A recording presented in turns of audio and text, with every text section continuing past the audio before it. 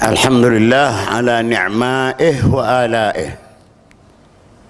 Assalatu wassalamu ala ashrafi anbiya'ih Sayyidina Maulana Muhammad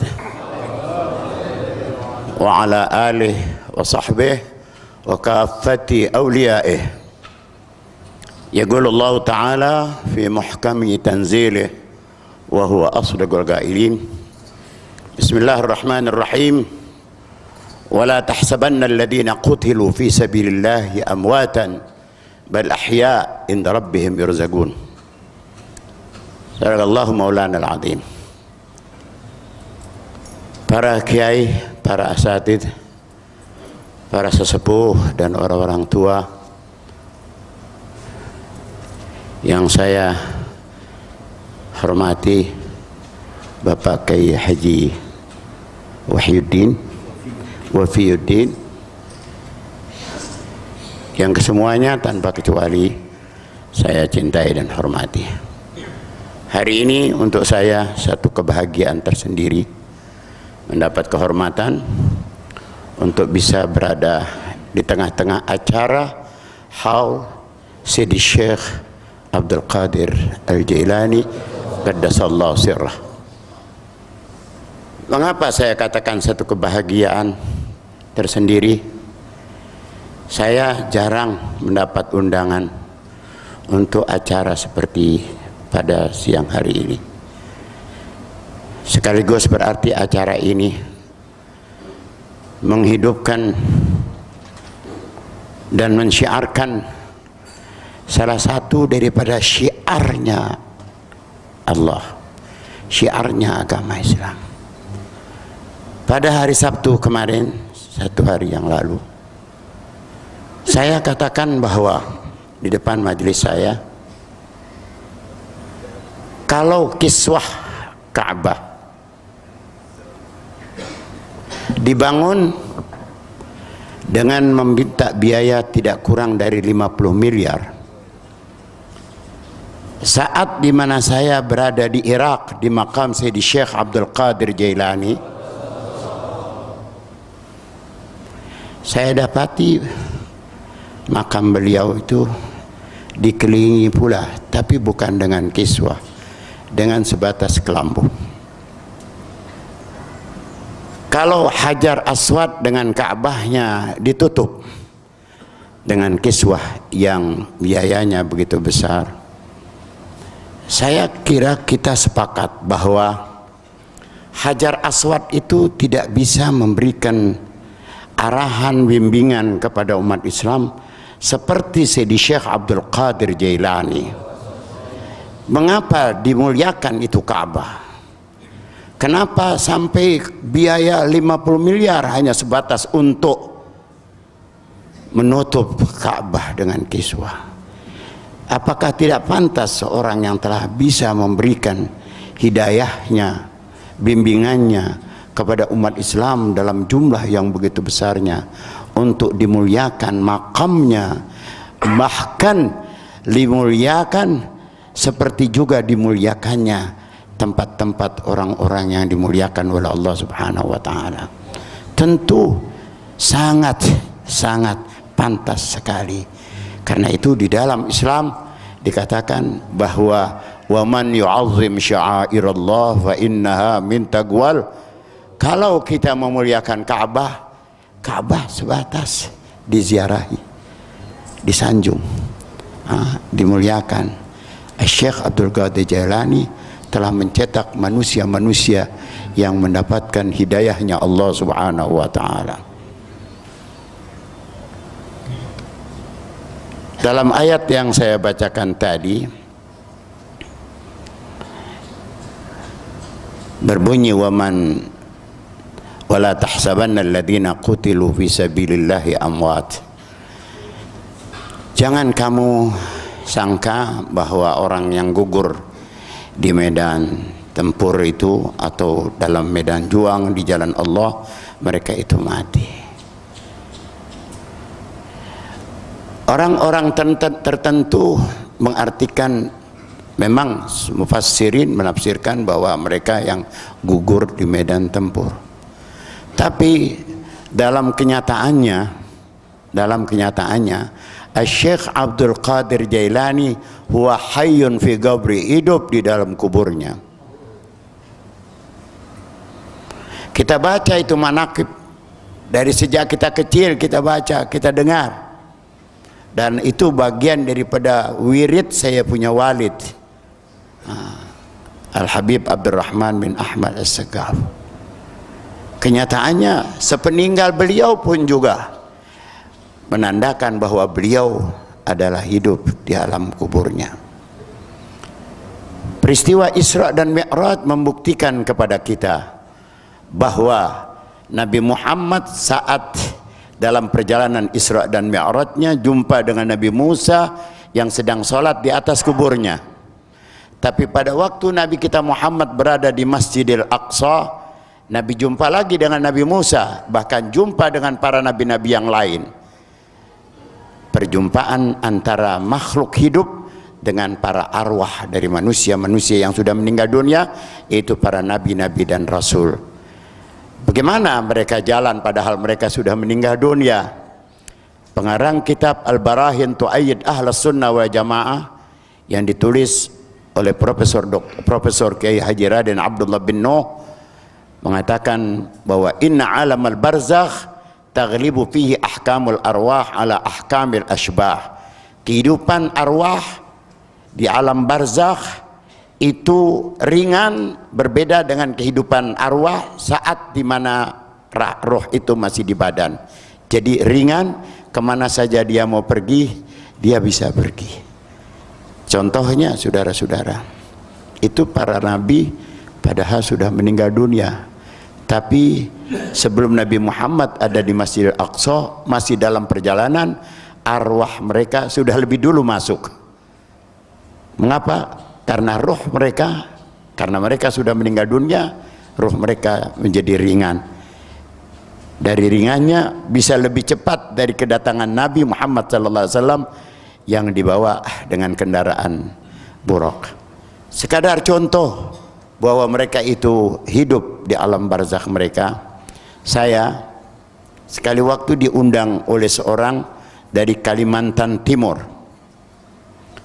Baru saja almarhum 2 tahun yang lalu atau 3 tahun yang lalu, itu daerah Kalimantan Timur ada nama Undar Andir atau Andir Andir itu namanya.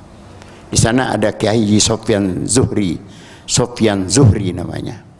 Dia mengundang saya karena dia adalah salah satu pecinta daripada Sayyidi Syekh Maulana Muhammad Samman.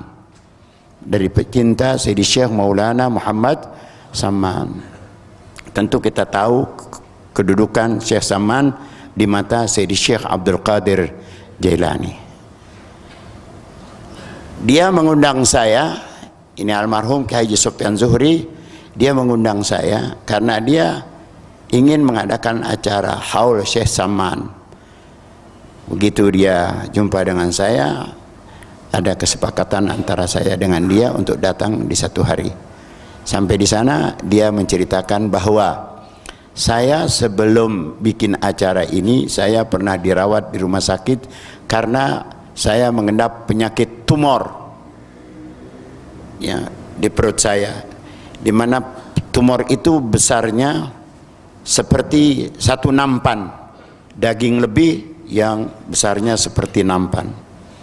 Setiap kali saya diminta untuk dioperasi di rumah sakit, saya tidak, saya menolak karena ini orang sufi sekali ya.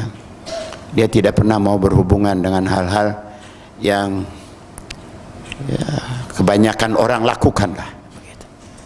Tapi manakala dia sedang dalam keadaan sakit parah dan tidak sadarkan diri, saat itu diambil kesempatan oleh putra-putrinya untuk dimasukkan ke rumah sakit. Masuklah dia dalam ruangan darurat. Apa yang terjadi di malam hari di mana esok harinya harus dioperasi, ruangan tunggu sudah penuh dengan darah. Di malam hari penjaga-penjaga dari pihak keluarga terbangun, mereka melihat sudah kedapatan darah berceceran di sekitar ruangan tempat dirawatnya ini kiai. Terjadi keributan, kegaduhan, yang menangis karena apa? Karena darah sudah begitu banyaknya. Dokter pun datang meriksa. Apa kata dokter? Ini tidak mungkin. Ini tidak mungkin kalau keadaan darah sebegini banyaknya bahwa ini kiai belum dioperasi. Dokter yang akan menangani operasi kiai menyatakan ini pasti sudah ada yang operasi. Dokter ragu, hasil ronsen yang menyatakan dia harus dioperasi sudah di tangan, tapi dengan kejadian ini, peristiwa ini, jadi ragu, harus dironsen kembali. Ternyata hasil ronsenan menunjukkan bahwa memang sudah dioperasi itu penyakit yang ada dalam perutnya. Tapi tidak jelas siapa yang operasi. Nyata, tapi tidak bisa dibuktikan siapa pelakunya. Kalau ada yang bertanya kenapa Habib pergi jauh-jauh ke Syekh Abdul Qadir Jailani, ke Imam Bukhari, ke Imam Nawawi, ke Imam Syafi'i, ya, dan bahkan ke Habib Umar bin Abdurrahman Al-Attas sahibur ratib, Habib Abdullah Al-Haddad sahibur ratib, dan kemudian ke Syekh Abu Bakar bin Salim, dan kepada Abu Bakar Al-Adani di Aden dan sebagainya. Mau apa Habib ke sana? Jawaban saya adalah bahwa saya yakin bahwa kalau seorang datang ke makam seorang wali min auliyaillah, apalagi itu Sayyidi Syekh Abdul Qadir, sehingga kalau saudara pernah pergi ke Tarim, ke Hadramaut, saudara datang berziarah ke Al-Imam Al-Muhajir Ahmad bin Isa yang ketinggian makamnya itu tidak kurang dari 100 meter kita naik ke atas. Kalau sekarang sudah dibuatkan jalan begitu bagus sehingga tidak perlu lagi jalan sampai 100 meter. Itu di sana ada, kita dapati ada ruangan tersendiri untuk kita menghadap ke makam Sayyidi Syekh Abdul Qadir Jailani. Di sana kemudian kita beri salam kepada Sayyidi Syekh Abdul Qadir Jailani. Lalu kita berdoa agar Allah Subhanahu wa taala memberi kesempatan kepada kita untuk bisa berziarah kepada Sayyidi Syekh Abdul Qadir Jailani. Rupanya doa itu terkabul. Ya. Memang itu diamalkan oleh orang-orang yang ada di Tarim. Sampailah satu saat setelah perang terbuka antara tentara sekutu tentara apa namanya itu waktu perang dengan Irak kemarin itu, ya, saya masuk ke makam Sayyidi Syekh Abdul Qadir Jailani, di mana makam beliau itu, ini ruangan ini semuanya tertutup dengan lebih luas dari ini dengan lampu-lampu kristal. Di sini ada masjid yang lampu-lampunya dan dinding-dindingnya ditutup dengan kristal apa enggak? Nggak ada ya, belum. Hanya Sayyidi Syekh Abdul Qadir Jailani. Ya. Itu pada waktu kita datang, ini tahaddutan bin ni'mah, ada salah seorang yang Allah Ta'ala berikan, Allah bukakan pandangan matanya. Saya sudah kembali dari Irak menuju ke Tarim. Dalam perjalanan salah seorang dari jamaah saya mengatakan, Habib ada melihat apa di makam Sayyidi Syekh Abdul Qadir Jailani? Bukankah saya pernah katakan Habib bahwa saya pada saat ada di Jakarta menuju Bogor, Saat dalam perjalanan tol saya didatangi, padahal di saat itu saya sedang di mobil, didatangi oleh seseorang yang datang kepada saya tanpa saya sadari dia sudah ada di sebelah saya. Dia pun perkenalkan kepada saya adalah Al-Khidir, saya adalah Khidir. Saya tanya, mau kemana? Mau ke salah seorang ulama yang ada di daerah Bogor. Kata saya juga mau ke sana. Saya pun sampai, begitu sampai, saya jalan depan dan kiai pun mempertemukan atau menemukan saya, nemui saya, lalu saya katakan bahwa ada tamu wak kiai, ya. Masuknya jalan belakang. Oh, dia adalah Khidir, mau tengok anak saya yang baru, begitu katanya. Mau nengok anak saya yang baru. Sesudah itu kita pulang. Saat pulang datang lagi itu. Sudah ada lagi di samping saya. Kemudian dia ajaknya saya, ayo saya mau ajak kau pergi ke Masjidil Haram. Ke Masjidil Haram. Saya bilang saya tidak bisa, kata itu jamaah saya. Saya tidak bisa, saya masih ada tugas di Jakarta. Ya. Nanti kau akan lihat, engkau pada jam, saya pada jam sekian saya sudah ada di Masjidil Haram. Itu macam televisi kalau kita matikan suka keluar mati dengan cahayanya mengecil, itu mutar, tiba-tiba dia sudah ada di Masjidil Haram. Itulah yang disebut ahlul khutwah. Ahlul khutwah. Kalau Nabi Allah Khidir kita katakan dia bisa ke sana kemari, maka dia macam Imam Sayuti dengan Imam Nawawi, ahlul khutwah. Ahlul khutwah yang bisa melangkah ke tujuannya walaupun dalam hanya sebatas beberapa belas langkah saja. Nah, itu dapat dilihat oleh saya, oleh teman saya. Dan pada saat saya dalam perjalanan Irak ke Tarim, Yaman, dia tanya saya, Habib lihat apa waktu kita berada di makam Sayyidi Syekh Abdul Qadir Jailani? Saya jawab, saya ada melihat satu orang dengan tailasan, dengan ini sorban putih, kain, baju koko. Dia tutup mukanya, diam saja begini, tidak ajak bicara orang. Lalu arah masuk ke makam Sayyidi Syekh Abdul Qadir Jailani, ada satu orang dengan gomis tapi pakaian wall dengan apa namanya ini, dengan gesper tapi besar, ya, diam saja begini. Apa kata teman saya itu atau jamaah saya? Itu yang pertama, itulah Khidir ya Habib, itu dia Khidir. Dan yang kedua itu adalah Sayyidi Syekh Abdul Qadir Jailani.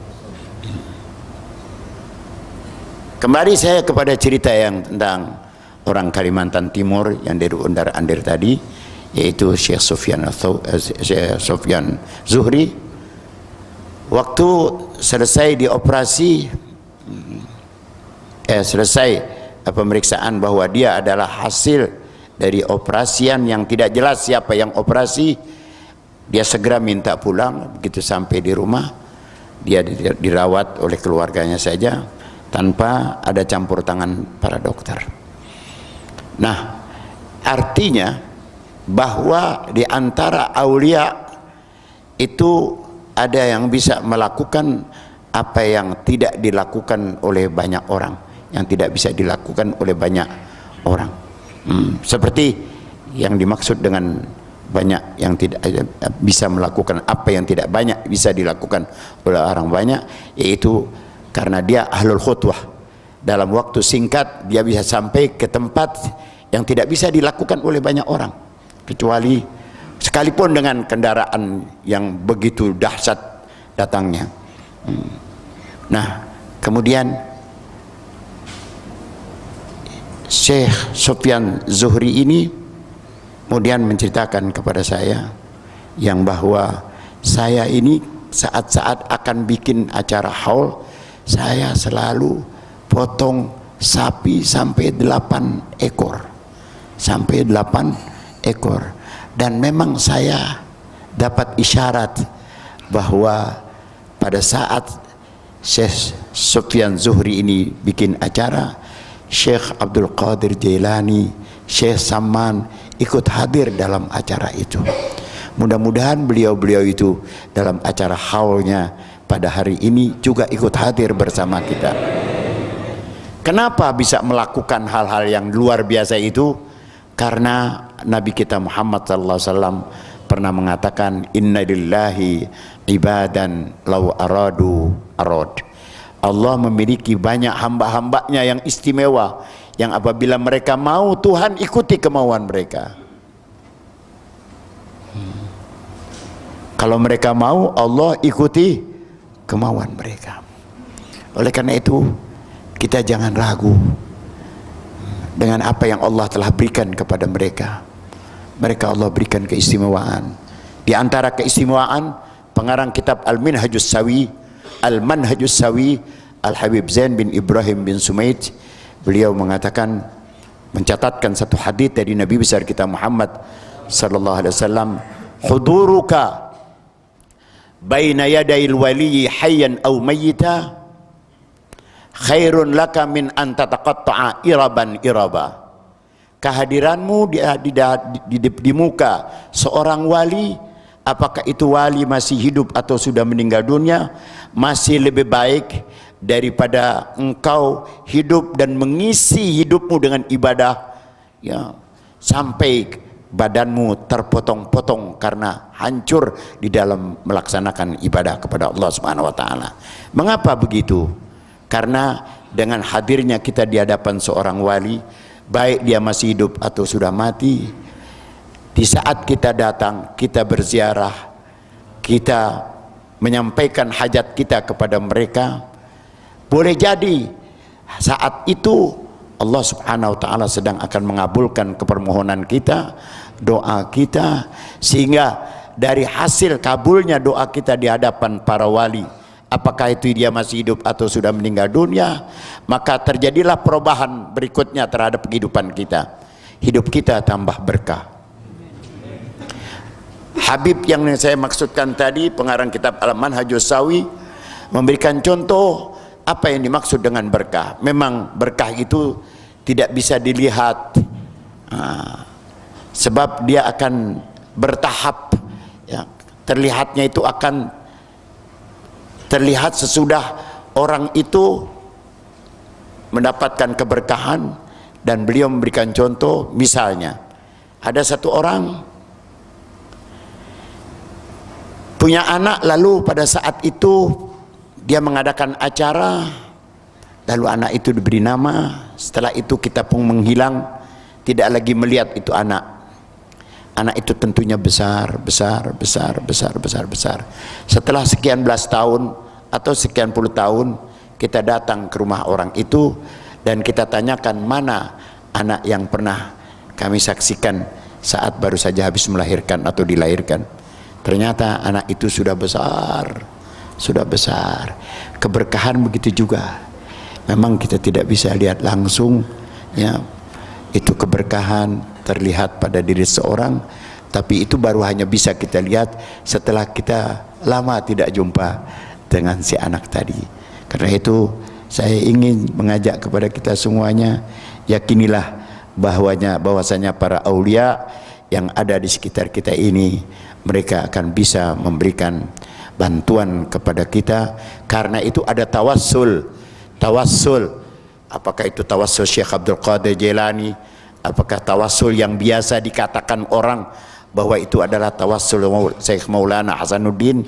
Pokoknya tawassul saat kita datang berziarah, kita katakan salamullah ya sada minar rahman yaghshakum, salamullah ya sada minar rahman yaghshakum ibadallah jinakum qasadnakum talabnakum tu'inuna tughithuna bihimmatikum wajadwakum fahabuna wa'atuna atayakum hadayakum sa'idna id atainakum wa fuzna nazurnakum asa nahda asa nu'ta mazaya mim mazayakum sa'idna id atainakum wa fuzna nazurnakum salamullah ya sada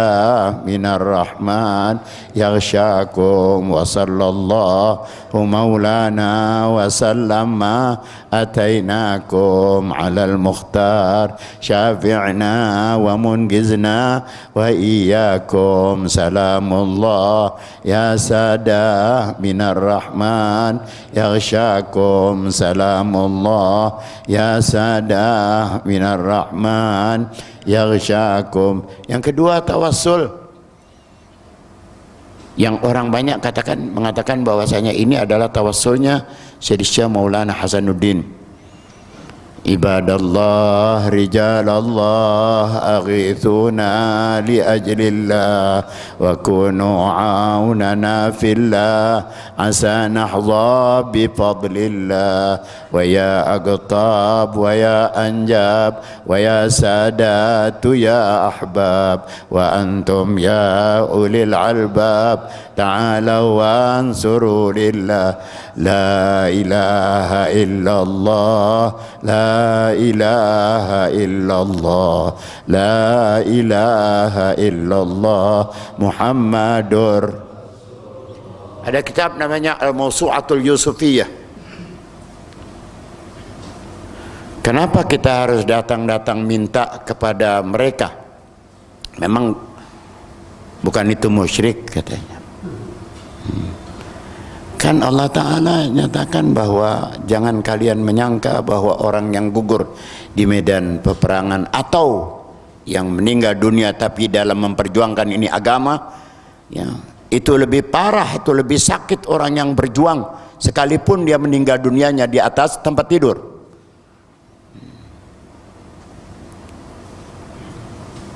Kata pengarang Al-Ghirtas, Syarah Ratibul Attas, menjelaskan tentang orang yang mati gugur di medan pertempuran. Itu sakitnya orang mati karena tertebas oleh pedang tidak akan lebih sakit daripada sengatan nyamuk, sengatan ba'udah. Disengat nyamuk sakit enggak? Sakit parah?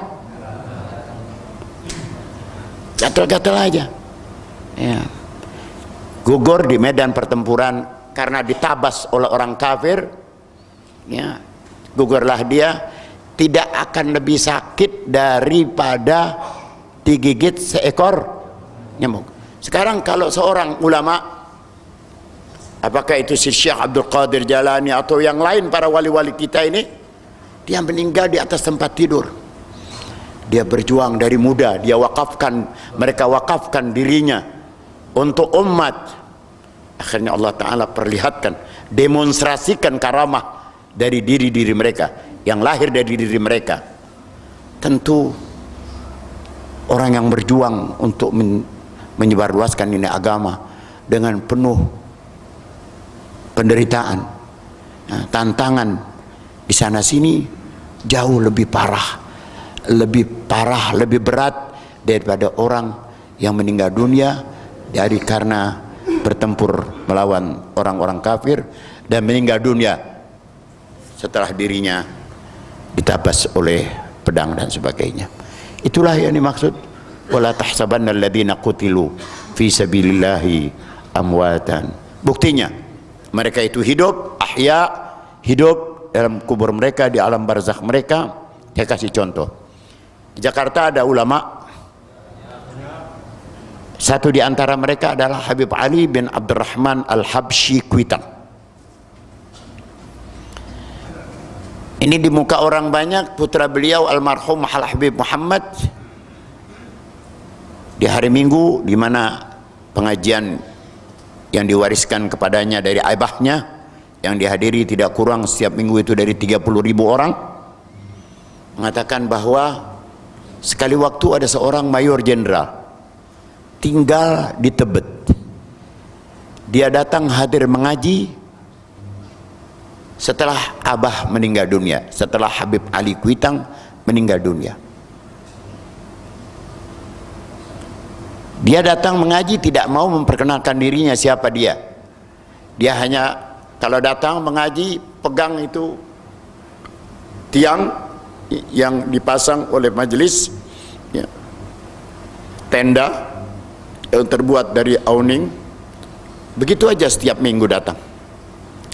Sekali waktu dokter di Jakarta memvonis dia harus dioperasi besar. Fasilitas negara memberikan kepada mayor jenderal ini untuk berobat keluar. Berangkatlah dia dengan istrinya kemana? Ke Amerika. Katakanlah singgah dulu di Los Angeles untuk melanjutkan ke Honolulu karena operasinya di sana. Satu malam dia di hotel. Apa yang terjadi? Pada saat di hotel itu datang Habib Ali Kuitang. Apa kata Habib Ali? Ini orang tidak pernah kenal Habib Ali Kuitang. Habib Ali pun juga tidak pernah ketemu dengan dia karena dia masuk ke pengajiannya, menghadiri acara pengajian rutinnya itu setelah Habib Ali Kuitangnya meninggal dunia. Kata Habib Ali, ya fulan bin fulan, saya ini Habib Ali Kuitang. Saya ini Habib Ali bin Abdurrahman Al-Habsyi Kuitang. Besok saudara tidak usah pergi naik pesawat. 2 kali itu dipesankan oleh Habib Ali Kuitang. Dia terbangun, dia lapor kepada istrinya. Istrinya katakan, kalau begitu kita cancel saja perjalanan kita. Datanglah mereka berdua ke airport. Begitu sampai di airport, di cancelnya itu perjalanan. Begitu dia pulang lagi ke hotel, dia ikuti acara penerbangan di hotel, acara televisi yang ada di muka kamarnya. Tiba-tiba ada berita yang memberitakan bahwa ada kecelakaan dari satu pesawat dengan nomor penerbangan sekian-sekian menuju ke Honolulu.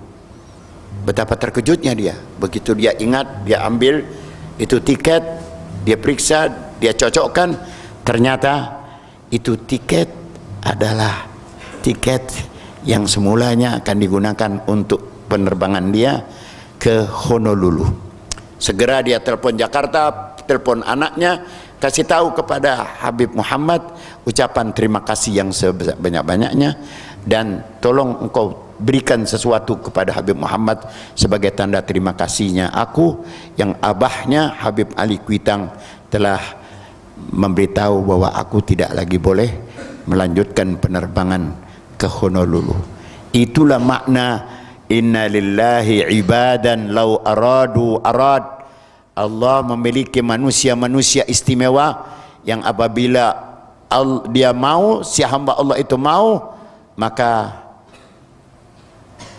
Allah pun mengikuti keinginannya dia. Buat itu mereka boleh pada masa itu sudah meninggal dunia ataupun masih dalam keadaan hidup. Kita tidak akan membedakan. Karena itu saat kita datang di makam mereka, apalagi makam Syekh Abdul Qadir Jailani, kita tidak segan-segan mengatakan tu'inuna tughituna bihimmatikum wajadwak, tolong aku, tolongin aku. Kalau kita kepada orang hidup minta tolong boleh apa tidak? Yang bilang para aulia itu hidup apa kita atau Allah sendiri yang mengatakan? Apa bedanya kalau orang itu sama-sama hidup? Syekh Saman mengatakan bahwa wafat itu, meninggal dunia itu, wa innama tunqaluna min darin ila darin faya habbada wan na'imus sarmadu. Pindah saja, kita tidak bisa berdialog langsung. Al-Habib Muhammad bin Alwi bin Abbas Al-Maliki, Profesor Doktor Al-Muhaddits Al-Musnid, abahnya namanya Habib Alwi. Pada masa hidupnya mengajarnya sejak mudanya di Masjidil Haram. Pada waktu mau pergi mengajar di Masjidil Haram, dia harus lewat itu di Ma'la, di pekuburan Ma'la. Pergi baca Fatihah, pulangnya juga baca Fatihah. Kita begitu apa tidak? Kalau lewat di pekuburan umum baca Fatihah enggak? Hah? Tapi banyakan yang tidak kan?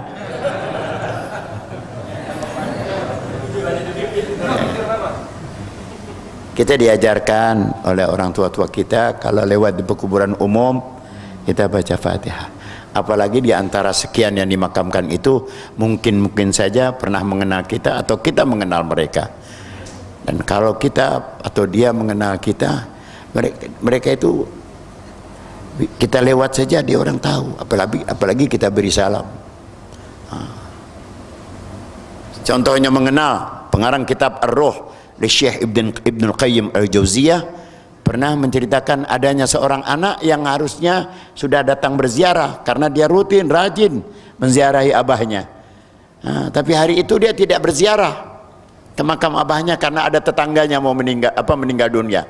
Dan dia katakan, saya mau antar tetangga saya ini ya ke pekuburan umum, di mana pekuburan umum itu di situ ditanam abahnya yang biasanya setiap katakanlah hari Jumat dia datang berziarah. Begitu sudah jenazah ini dipikul bersama-sama lewat satu jembatan, itu orang-orang yang ada di depan makam umum tadi mereka lapor kepada abahnya yang dimakamkannya di belakang pekuburan umum.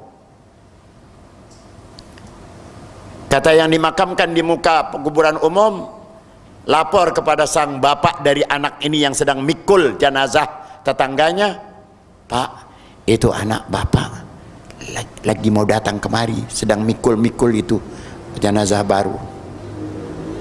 Si bapak pun segera menyambut kedatangan anaknya. Begitu dia lihat benar anaknya sedang memikul jenazah, tapi betapa kecewanya. Begitu dia melewati jembatan, sang anak pulang tidak lagi mau berziarah kepada bapaknya.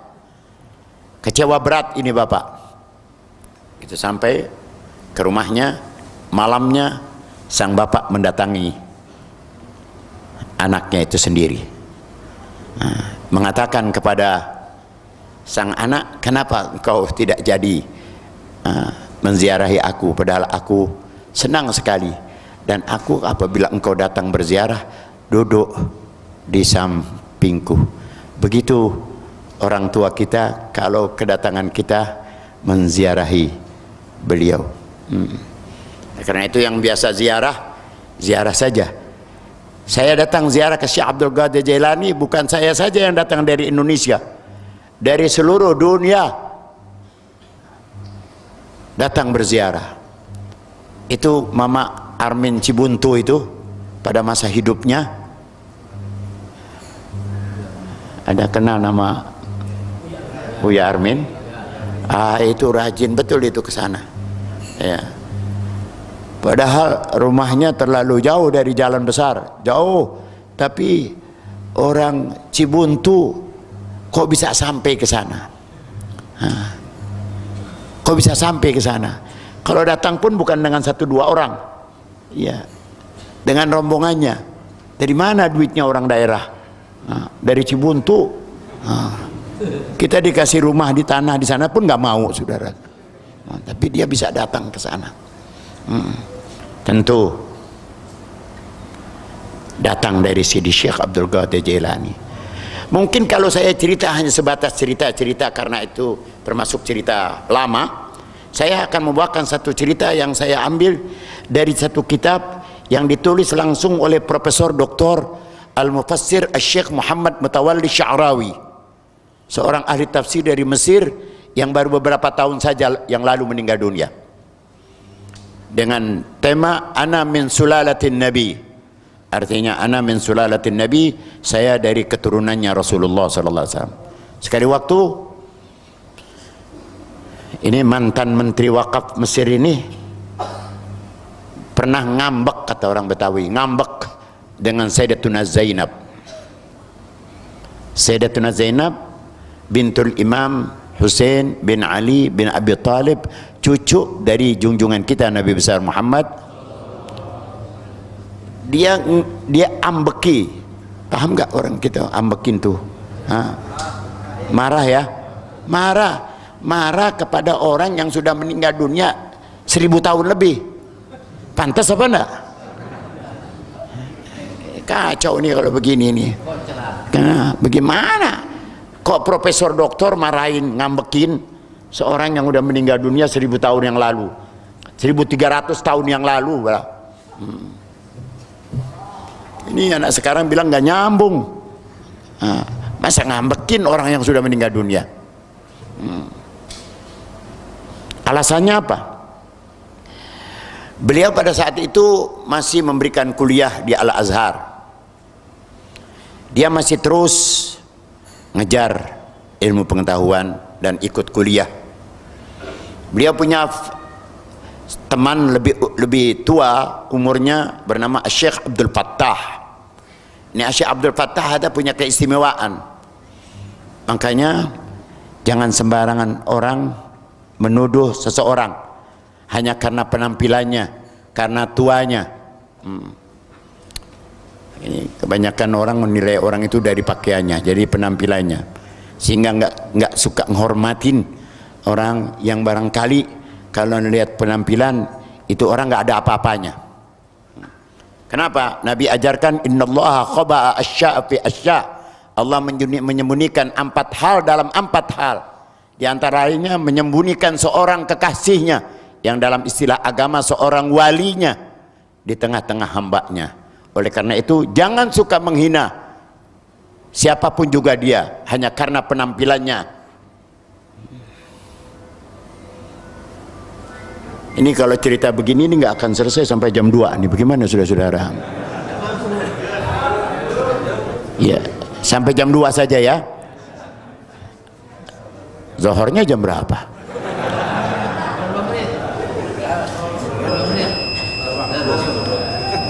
Udah zuhur kan? Mana lebih afdol bicara tentang aulia sama sembahyang zuhur yang boleh kita niatkan dari sekarang, tapi kita nggak mau tinggal sembahyang, mau sholatnya jam 2 saja, mana lebih afdol? Bagaimana? Sholat apa terus? Ini nggak kompak sih, susah jadi.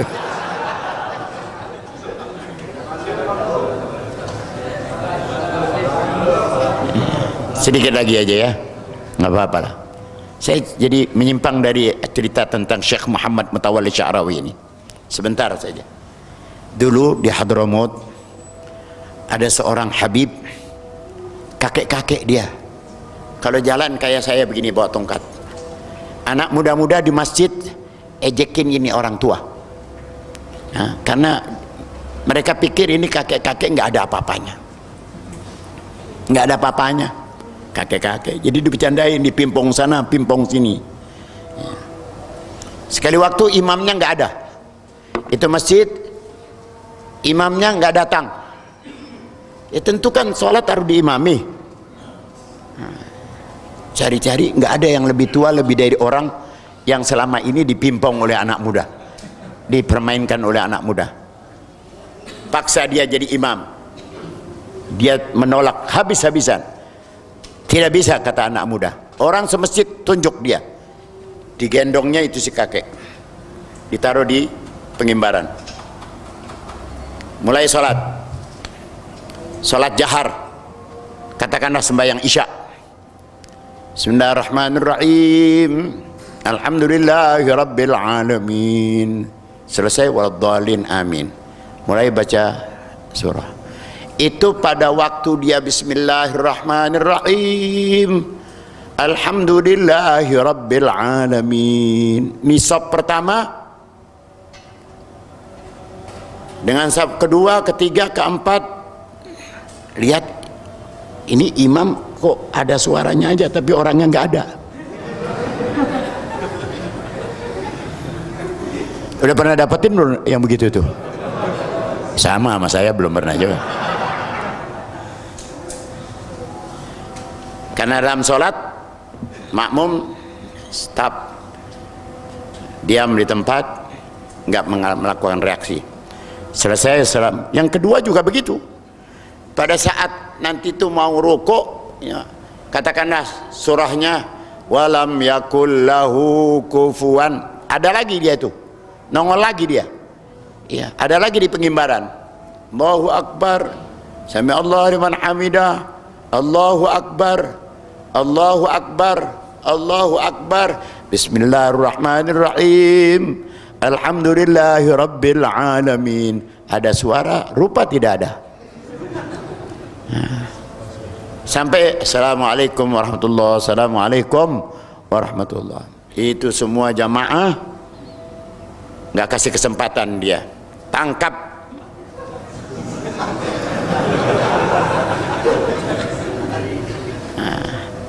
Ayo, dari mana tadi? Kakek-kakek ditangkap, ya dia nggak mau ngaku. Tidak, saya dari tadi ada di sini. Ngaku deh, dari mana tadi? Dan itu terjadi pada Syekh Abdul Qadir Jailani, apalagi beliau orang makhluk binatang yang sudah tinggal tulang belulang saja dikatakan hidup dah kau. Gombe idznillah hidup. Itu maknanya innalillahi ibadan lau aradu arad. Allah memiliki banyak manusia-manusia istimewa yang apabila mereka itu mau, Tuhan ikutin kemauan dia. Lahum ma yasha'una inda rabbihim. Di Hadramaut itu masih banyak yang model begitu. Lagi bicara-bicara dengan teman-temannya, ini kalau kita minta sama Tuhan ini gunung, sebentar juga dia jalan nih sama-sama dengan kita, bergerak itu gunung. Padahal lagi bicara-bicara biasa-biasa saja. Masih banyak itu orang-orang yang begitu.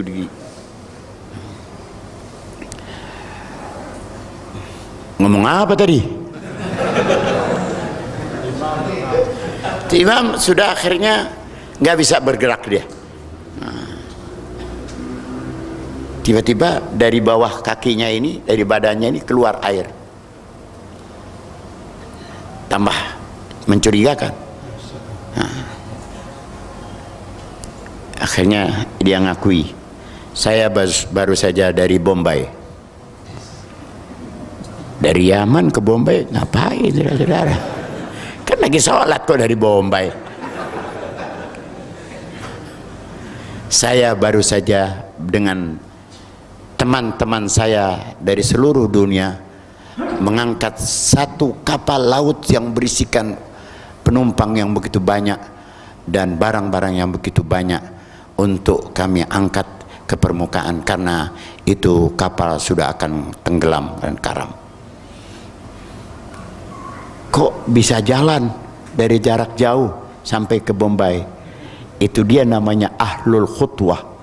Bukan sebatas ahlul khutwah yang sekali berjalan dengan beberapa langkah saja sampai kepada tujuan, juga mereka ahlul khutwah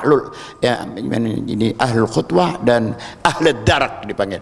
Ahlul darak yang bisa memberikan pertolongan seketika. Makanya kalau berdoa kelas-kelas mereka itu cukup dengan membaca Fatihah dan memanggil mereka dengan ya ahlad darak, ya ahlad darak. Kita baca Fatihah dengan mengatakan al-fatihah ila arwah jami ahlid darak, lalu kita panggil saja ahlad darak, ya ahlad darak. Nah, mereka akan datang, termasuk Sayyidi Syekh Abdul Qadir Jailani. Jadi tidak usah pakai banyak-banyak, cukup siapapun juga yang namanya ahlat darat akan datang memberikan pertolongan kepada kita. Kemudian karena sudah diketahui bahwa ini dia katakan bahwa datang dari Bombay, dia kasih tahu bahwa dia habis memberikan pertolongan, kemudian baru dilepas. Setelah dilepas, dia akhirnya dalam doanya dia tidak mau kehidupannya ini menjadi fitnah, menjadi ujian kepada dirinya. Nah, maka dia minta supaya rahasia dirinya yang sudah terbongkar ini ya tidak lagi dijadikan atau menjadi penyebab fitnah dan ujian, dan dia diminta dimatikan oleh Allah Subhanahu wa taala. Meninggal dunia setelah 1 hari dari peristiwa itu, dia meninggal dunia. Oleh karena itu satu pelajaran buat kita, karena banyaknya orang yang menyaru-nyaru dia sebagai seorang wali. Nah, ya. Ada nggak yang begitu? Hah? Banyak. Asal jangan kita aja, boleh dah, biar aja mereka. Kembali kepada Syekh Muhammad Mutawalli Sya'rawi, karena dia ambeki itu Sayyidatuna Zainab. Kata Syekh Abdul Fattah, ya Syekh, ya Muhammad Mutawalli Sya'rawi, tidak manggil Syekh karena lebih muda. Ya Muhammad Mutawalli Sya'rawi, ta'al nusalihak, yuk anak saya akan bikin kau damai dengan Sayyidatuna Zainab.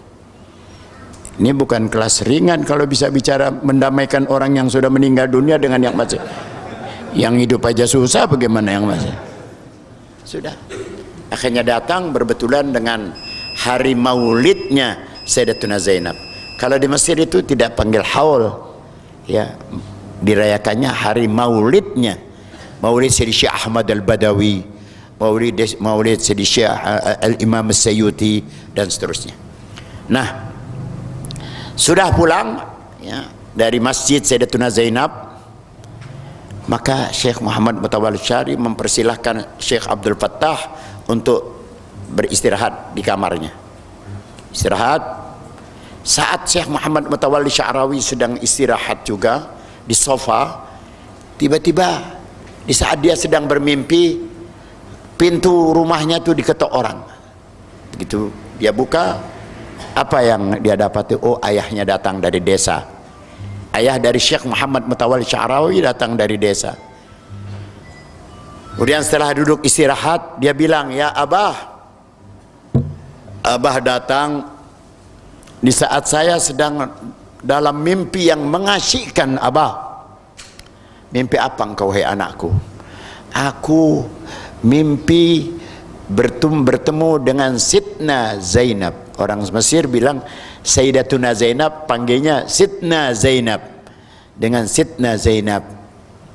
Hah, bagaimana keadaannya Sayyidatuna Zainab? Sidna Zainab dia tidak berkerudung, tidak tutup aurat, terbuka.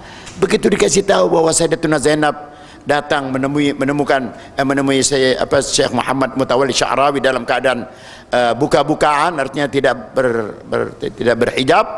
Dipeluknya itu Syekh Muhammad Mutawalli Sya'rawi sambil mengatakan sang ayah Syekh Muhammad Mutawalli Sya'rawi, kalau begitu kita diakui, engkau diakui sebagai cucunya, engkau diakui sebagai Sayyidatuna Zainab binti Fatimah, istri daripada Sayyidina Ali bin Abi Thalib, mantu dari junjungan kita Nabi besar Muhammad. Kenapa?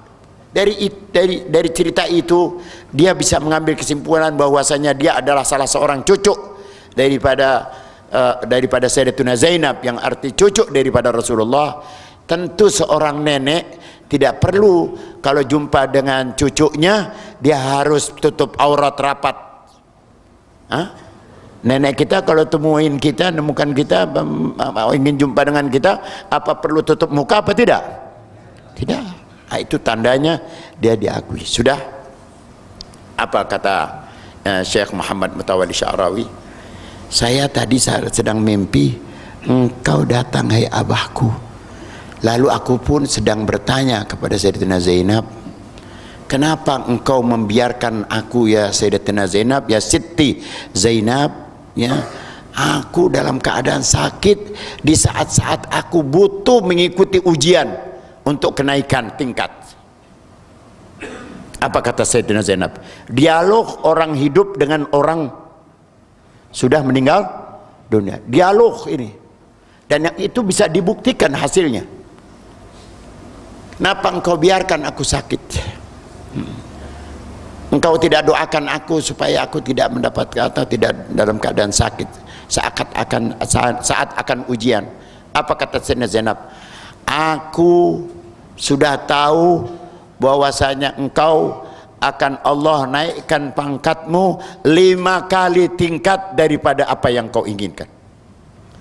Maka selesai dari sakitnya, Sayyidatina Zainab sudah mengatakan begitu, selesai dari itu langsung dia jadi menteri. Berapa tingkat? Berapa tingkat? Itu kebenaran dari apa yang dikatakan oleh Sayyidatina Zainab. Oleh karena itu, jangan kurang-kurang yakin kita akan kebenaran para aulia, yang para wali-wali itu adalah hayyun fi gabrih, hidup di alam barzakhnya. Mudah-mudahan Allah mantapkan keyakinan kita kepada kehidupan para wali di alam barzakh mereka. Dan saya mengaturkan banyak terima kasih kepada Bapak Kiai kita yang telah memberi kesempatan kepada saya untuk bisa ikut ambil bagian di dalam kita mengikuti acara haul daripada Siri Syekh Abdul Qadir Jailani qaddasallahu sirrah. Ini saja barangkali yang dapat saya sampaikan, karena saya masih ada tugas lagi sebentar di Bea Cukai di sini jam 3, dan saya dari ba'da subuh belum, ini sudah pergi kemana-mana ini ya. Mudah-mudahan doakan saya baru saja bangun dari rumah sakit, baru keluar dari rumah sakit. Mudah-mudahan kita semua dipanjangkan umur kita, disehatkan badan kita, diberikan ampunan kepada kita apabila sampai saatnya kita harus kembalikan kepada Allah. Allah matikan kita dalam husnul khatimah, dalam kalimat la ilaha illallah Muhammadur Rasulullah, alaiha nahya wa alaiha namut wa alaiha nub'at insyaallah ta'ala minal aminin. Wa sallallahu wasallam ala sayyidina Muhammad wa alihi wa sahbihi. Wassalamualaikum warahmatullahi wabarakatuh.